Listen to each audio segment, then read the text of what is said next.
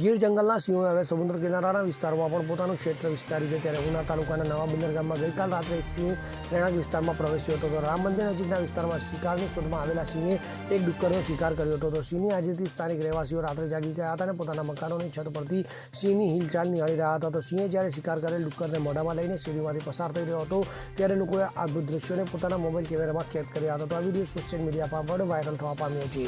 તો ગીર જંગલની સરહદ નજીકના ગામોમાં સિંહનો વસવાટ સામાન્ય બાબત છે, પરંતુ હવે સમુદ્ર કિનારાના વિસ્તારોમાં પણ સિંહોની હાજરી વધી રહી છે, તો જેના કારણે સ્થાનિક લોકોમાં ભયનો માહોલ સર્જાઈ રહ્યો છે।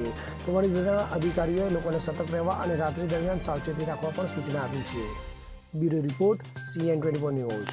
હવે જુઓ દેશ દુનિયાની તમામ ખબરો તમારી આંગળીના ટેરવે।